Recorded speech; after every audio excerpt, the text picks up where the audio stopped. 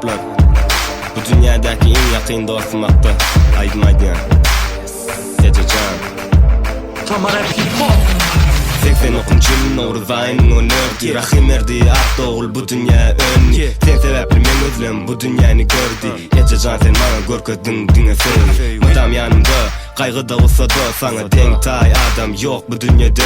Şirin sözlerin mıdam güller yüzün. Kevem can nur saçar sen var olan yerin. Men yadımda coşkunlu çağalık yılım. Hasa olup yatımda sen menin dayancım olun. Sen bana güç verdin terbiye verdin. El mıdama yaşkem olmadın bor senin keşin. Sözlerin uncutman yüreğini. Aydımlarda ederin sen vasfını. Ömür boyu menin yüreğimde mehrivan kevem can ece. Kaygıyı kutsali olmasın sen yüreğin. İştat bilendin hep olmaz zenge mehrin.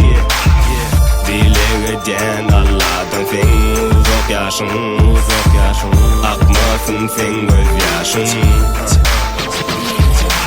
Hiç açsan görme üflenme oksatsın ağını. Sebebim bana bağış ettin sen öz barını. Ececan sen üçün diyen bugün sademi kalam alıp kahvede döken gönlümdeki barını. Ömrümü sana borçlu canımı. Ekli arduğumu durmuş o geçirdin hıyalımı. Nekili bolunu da kalın hem işi güçlü. Nemi esemde kalan memu dama borçlu. Ececan sen bilen durmuş hala yavyali. Ececan kullandı sesin bana favyali. Ececan gönlüne degen olsan bağışla.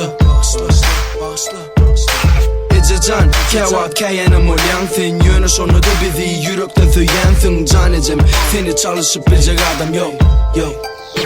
Düşünen Kaygıyı kutsali olmasın sen yüreğin. İştat bilendin hep olmaz zenge mehrin. Dile geden Allah'tan sen uzak yaşın. Akmasın sen göz yaşın. Daşta yayakını men bolsam sen alada etme. Bana beren sevginin bakası yok dünyanın kolunda yetme.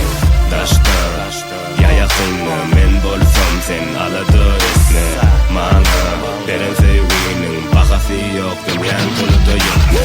Kaygıyı kutsali olmasın sen yüreğin. İştat bilendin hep olmaz zenge mehrin. Dile geden Allah'tan sen uzak yaşın. Akmasın sen göz yaşın.